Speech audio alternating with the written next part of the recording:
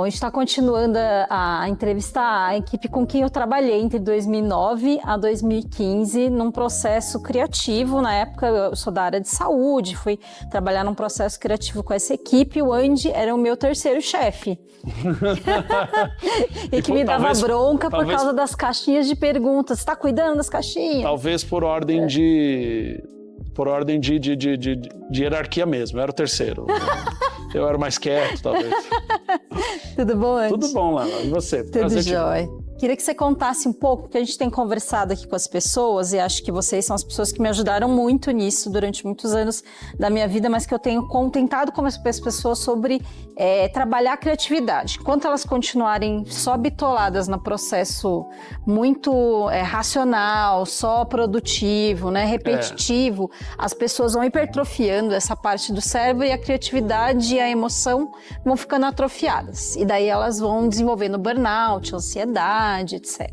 Então, um dos meus trabalhos com as pessoas que me procuram vocês precisam trabalhar a criatividade. E as pessoas que são engenheiras, são, sei lá, do mercado financeiro, falam, como que eu vou fazer isso?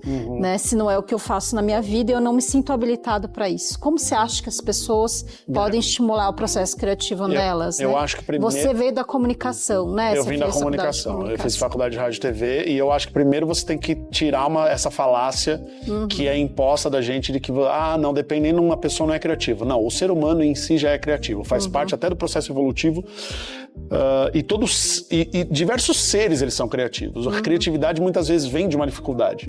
Então um passarinho está tentando montar um ninho, não tem o grau, o que eu faço? Ele começa a, digamos, dentro da minha área, improvisar para ter aquilo que ele alcança como objetivo. Se você for para uma parte só de criatividade, não é papo de coach, mas assim, você não precisa, para começar a tirar essa travada, né, dar uma lubrificada nessa engrenagem da criatividade. Primeiro você tem que tirar um pouco do julgamento que é imposto na gente. Então, disso que você falou de produtividade, muitas pessoas falam, vou fazer isso. É pra quê? E às vezes a criatividade tá Você, quando faz uma atividade qualquer, você é criativo. Você tem que ser criativo. Então, mesmo que seja jogar futebol com os amigos, ali na hora, você não tá sabendo o que vai acontecer. E o seu cérebro tá tendo que bolar sempre alguma coisa. Então, a gente tá indo para um lado perigoso que eu não vou pensar sobre isso. A gente tá começando a julgar as coisas que fazem parte da etapa da vida. Então, tudo bem, as pessoas podem fazer uma discussão sobre como é o processo educacional, mas você não decora a tabuada porque você vai depois questionar, por que eu decorei isso na minha vida? Não, é que você fazer esse processo matemático ou aprender aquilo naquela certa idade faz com que seu cérebro trilhe caminhos necessários para o desenvolvimento cerebral, para que você... Não importa se você lembra ou não por que você aprende Bhaskara. Mas Bhaskara, naquele momento, é feito para você desenvolver uma linha de raciocínio importante para você ter ferramentas no futuro para ter um desenvolvimento melhor como ser humano. E eu gosto muito de uma coisa que... O próprio Balas falava isso na nossa aula, o Márcio Balas, e ele falava que adultificar é você esquecer de brincar. Então, quando você esquece de brincar, você faz isso de, não, agora eu sou um adulto, sou uma pessoa séria. E aí você vai matando a criatividade. Sim. E eu acho que você tem que... Se você vê como é o processo das escolas na Finlândia, e aí tem toda uma discussão de como a escola mata a criatividade, tem até um TED maravilhoso, chamado Robbins, eu não lembro o nome do homem, mas não sei o que Robbins, como a escola mata a criatividade. Porque ele fala daquele método muito cartesiano demais, assim, tudo travado para a criança. Hoje você pega escolas na Finlândia que você tem toda uma ferramenta baseada também em artes. Então, não tenho habilidade para desenhar. Cara, várias vezes você tá falando no telefone e você fica rabiscando no papel. Isso já é o seu corpo gritando para ser criativo. Você acaba desenhando uma mandala meio estranha e tudo mais. faça isso. Faça alguma coisa artística. Cante no banheiro e tal. Isso desenvolve o seu cérebro e habilita uma coisa artística e criativa mais do que você pensa. Como que você desenvolve o seu processo criativo normalmente, assim? Você desenvolve roteiro, né? A de uma cena é ao vivo aqui a partir de estímulo, né? Do outro, né? Que tem a ver com o processo da improvisação. Mas vocês criam um roteiro de um sketch. Como que é o teu processo de criar algo, por exemplo? São várias formas que você pode começar. Primeiro, se você está trabalhando em equipe, como é com a gente, às vezes, de criar um roteiro coletivo, jogam-se ideias na mesa. E não vou dizer que é um julgamento se a ideia é boa ou não, mas já no começo você já começa a pensar, não, talvez isso, e se for para esse lado, se for para aqui, cada um vai jogando um pouco de ideia. E quando você está num processo criativo com outras pessoas, é importante você jogar as ideias na mesa e não guardar. E é isso que às vezes as pessoas não conseguem fazer de certa forma dentro de uma empresa. Porque ainda existe dentro de uma empresa a competição de quem é que vai dar a melhor ideia. Sim. Quando você está num processo criativo de que é um ambiente saudável, um grupo de teatro ou qualquer outra coisa que você possa jogar as ideias na mesa, jogue as ideias na mesa, não julgue. E a pessoa que de repente está julgando, falando, nossa, o fulano só dá ideia ruim, essa pessoa está agindo de forma errada. Então o processo nosso, e para julgar você tem que ter muita intimidade sabendo que isso não vai magoar o outro. Claro. Isso a gente tem entre os três, de que a gente pode jogar e fala, não, essa ideia é ruim. E a vida vai seguir. Eu não vou voltar falando, pô, o Elídio não gostou da minha ideia. Certo. Agora, quando é sozinho, é bem parecido. Seja num papel ou num Word, no Google Docs, eu fico jogando ideias. E o que vier. É uma cena, às vezes é sob demanda ou às vezes é de uma ideia que surgiu. Meu professor de teatro, ele falava isso, de seja um bom observador. E isso aqui mata a observação. Sim. Porque a gente perdeu um pouco. Existia as pessoas, fazer palavra cruzada no ônibus, no metrô. A gente perdeu o dom de observar. A gente está perdendo de olhar uma pessoa, ficar pirando de, qual que seria o nome dela? Eu fico fazendo um exercício mental quando eu olho pessoas, eu fico tentando adivinhar o nome. E ficar chutando qual que é o backstory dela. Ela, boceja, eu falo, nossa, aquela mulher se chama Rosângela. Ela tá bocejando porque ela teve que acordar hoje 5 da manhã, levar o filho no... E criando. Aí podem falar, nossa, você é meio louco. Talvez, né? Qual a diferença de um louco pro artista? Sim. Mas isso é bom porque... No meu caso, é bom para repertório, para contar história, para desenvolver no teatro para onde essa história vai. Sim. Então, se eu tenho uma ideia de uma possível cena, a cena dos Barbichas, que é o Tô Saindo, que é um adolescente tentando falar, pai, eu tô saindo, leva o agasalho lá na minha mãe, foi baseado em um fato real. Só que não toda a cena. Sim. Foi baseado num problema... Né? Num problema de comunicação, que foi breve, eu falei, tô saindo. Minha mãe falou, você vai de carro? Eu falei, vou. Mas vocês vão em 2 carros? Isso foi real, foi um papo real. Eu falei, não, 2 carros? Não, é que eu achei, e acho que era com o Dani, inclusive. O Dani falou que é de carro. Eu falei, não, o Dani vai amanhã de carro. Tá, então você vai com o nosso carro agora. Vou com o carro. Aí eu saí falando, nossa, que papo de louco. Todo mundo riu, foi isso. Durou 10 segundos a conversa. E eu fiquei com aquilo na cabeça, 2 carros, mas pra que 2 carros? E aí, quando eu tive acesso ao computador, eu anotei isso. Pra que 2 carros? Não vai ter 2 carros. Então, foi a partir dali, mas não foi o roteiro final. Exato. Então, eu escrevi um negócio, fui pra um lado, fui pro outro. Deu uma travada, apresentei pros dois. Os dois deram ideia. Então, eu não julguei a minha ideia uma só. Porque acontece muito, a gente chega, julga uma ideia e fala, não é bom. Não, a ideia é boa. Tô saindo uma confusão de discurso. Talvez os afluentes que vão surgir, talvez não sejam tão bons. Mas um deles vai dar um fio aí e você segue. Então, o problema é o julgamento. A gente se julga demais. E a partir do momento que você... cria alguma coisa,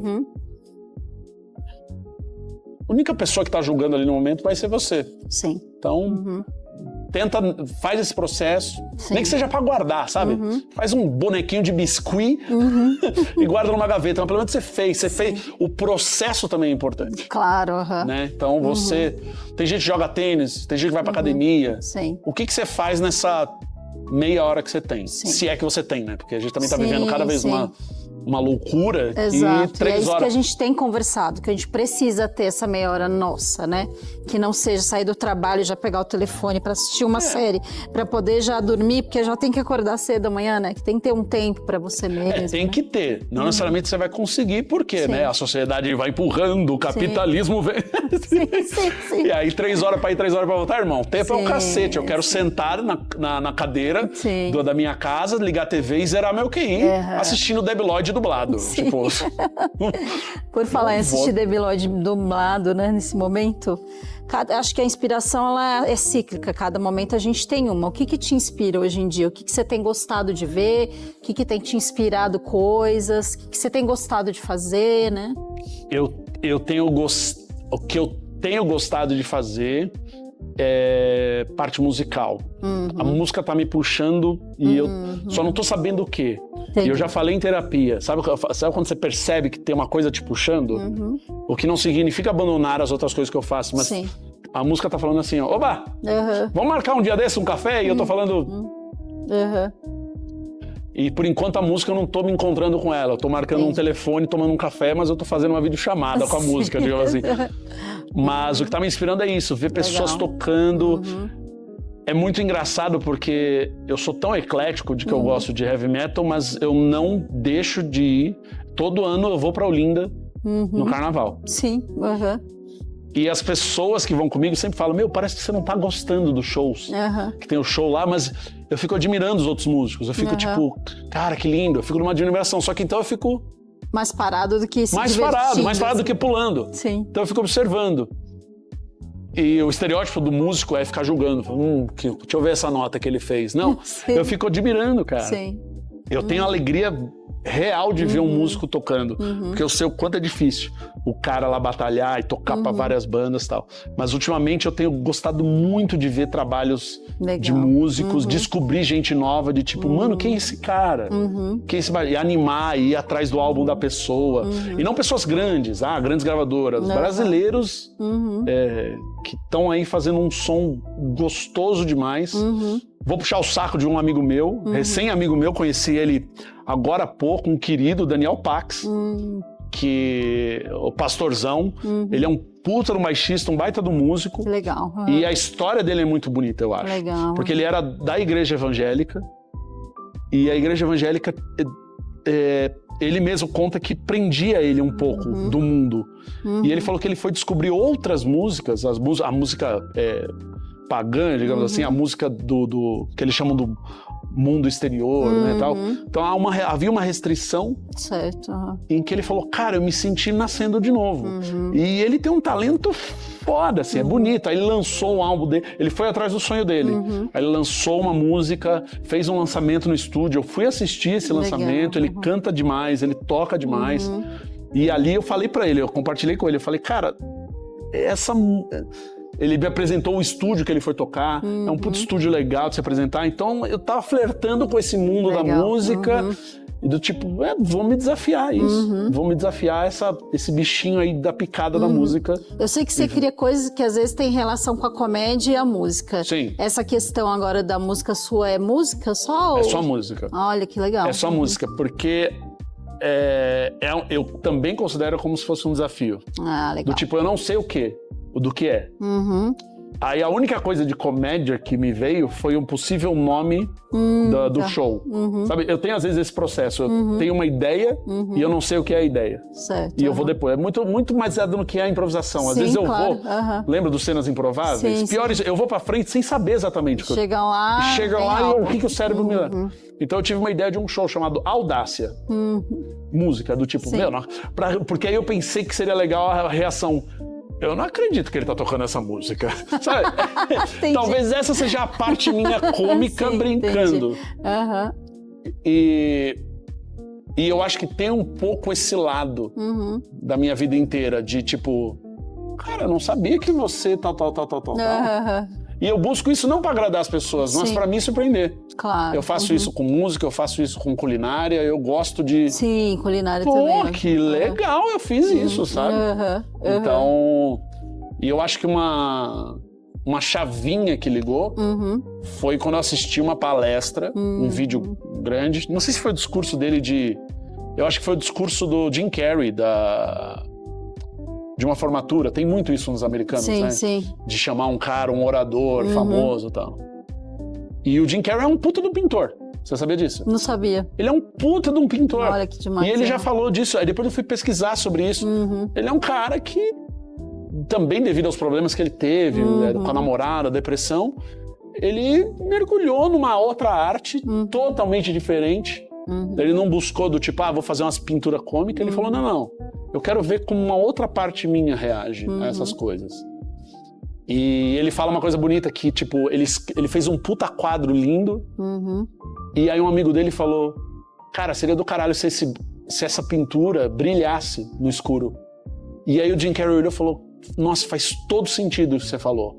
Aí ele joga fora um telão de 3 metros de altura, joga fora a lona que ele tinha pintado, e ele começa do zero. Nossa, que legal. A mesma lógica do desenho que ele quis, mas com uma tinta que acende no escuro. Uma tinta fosforescente. Sim. E aí a pegada que ele fala é, não tenha medo de recomeçar. Sim. Porra, aquilo me pegou de um jeito. Eu assistindo, eu fiz... Foi ali que eu comecei a fazer as músicas covers que eu... Eu falei, não, eu vou fazer, vou brincar disso. E é um processo muito gostoso, é artesanal mesmo. Sim. Porque eu não tenho tempo pra vou gravar a música toda. Todas as músicas minhas que eu faço, brinco de cover, eu gravo faço a linha da bateria, 15 minutos acabou. Vou fazer outra coisa, tá lá, o dia segue. Dia seguinte eu abro, faço uma linha do outro instrumento. Terminei aquele instrumento, deixo lá, deixo marinando, sabe? É um processo de marinar as coisas. Sim. E aí não consigo ainda, por causa da rotina, sentar e falar, não, 6 horas aqui, hoje eu vou. Não, é totalmente artesanal, eu vou fazendo um pouquinho e isso pra mim funciona. Ah, que legal. Que tem uma válvula de escape a cada dia, a cada momento. Às vezes eu demoro anos. Dá pra demorar anos pra desenvolver uma música que você ficou fazendo por partes. A ideia da brincadeira de transformar uma música em heavy metal, não sei o quê, eu tive com 15 anos de idade. Não é uma ideia, eu falo... o fulano já fez essa ideia. A questão não é a ideia, é o processo. Sim. É igual você falar, eu quero montar uma banda de pagode. Já tem banda de pagode. Sim, claro que tem, eu quero montar a minha, sabe? Claro. E aí, eu tive essa ideia com 15 anos. Nossa, essa música podia ser um heavy metal. E aquilo ficou na minha cabeça. Sim. Então, você nunca sabe quando um projeto na sua cabeça vai despertar. Exato, Então, mantém ali, não abandona tanto. E aí foi isso, por causa da pandemia, por causa da coisa, falei, vou gravar essa música. Não, minto, foi antes da pandemia. Antes da pandemia. Foi bem antes da pandemia. Falei, vou gravar. Assisti a palestra do eu falei, vou gravar, vou fazer, dane-se. E fiz. Soltei a primeira. E até da primeira pra segunda demorou um baita tempo também. Mas foi só do tipo, fiz. Que bom ver essa ideia executada. Sim. É gostoso. Legal. E que plano você tem aí? Além disso, né? Me parece que isso é um plano breve seu. Tem mais planos breves seus? O que você tem pensado em fazer diferente do que você tem feito ultimamente? Fazer diferente da minha vida, a gente até falou aqui no pré, sair de São Paulo. Porque eu acho que São Paulo, ele mata uma qualidade de vida necessária. Eu sei que as pessoas podem falar, não, mas São Paulo, tá. É que eu nasci, cresci e me poluí aqui em São Paulo. Sim. Então eu estou em São Paulo a minha vida toda. Eu lembrei muito de vocês porque a estação no Jardim São Paulo quase levou todo mundo... Lá de casa. Sou da Zona Norte, aquela estação... Levou quase todo mundo afogado. Eu falei pra minha esposa, essa estação eu peguei muito na minha vida. Usei muito o metrô ali pra voltar pra casa. Sim. Então, a gente estudou ali no Colégio de São Paulo, do lado, perto da estação. E aí, quando eu vi assim, falando, mano, não que os desastres não aconteçam em outros lugares, mas eu passei a minha pandemia numa cidade interior de São Paulo. E ali eu comecei a entender muita coisa. Eu já sou apaixonado pela natureza, pelo interior, desde que eu sou criança. Então, outra coisa que tá me chamando Paulo precisa de São Paulo. Eu sempre falo sobre eu. Tem gente que, não, São Paulo, não sei o quê, mas eu não quero passar minha vida morando em São Paulo. Então, o meu objetivo é, em breve, São Paulo eu venho quando precisa. Hoje em dia, com tudo remoto, reunião, remoto, não sei o quê. Não, mas precisa vir? Então tá bom, aí me programo para ir. E para mim dá. Eu tenho essa sorte, esse privilégio de poder me planejar dessa forma. E eu acho que isso desencadeia uma qualidade de vida melhor para mim, na minha cabeça, e uma tranquilidade que São Paulo não dá. Sim. Hoje você tem que se programar para 1 hora, 2 horas, esse trajeto, que você nunca sabe quanto vai durar. Se você não se programa, você perde assim, o compromisso do que você tinha no dia. Então eu acho que isso desgasta demais. Exato. Isso é um dos fatores, eu acho que ajudou a manter os trabalhos remotos, né? Que as pessoas perdem tanto tempo em deslocamento em São Paulo, que isso é um outro fator que dá esgotamento, né? Então, o fato das pessoas poderem manter hoje é uma briga até dos profissionais, né? É uma briga e que muita empresa não faz sentido mesmo. Não faz sentido você, tem que... Eu acho engraçado, não, tem que ter o trabalho local para ter a equipe ali. Corta a equipe, tá cada uma num igualzinho cubículo, numa baia que não nem estão se vendo também. Numa baia com um chefe maluco e a galera sai.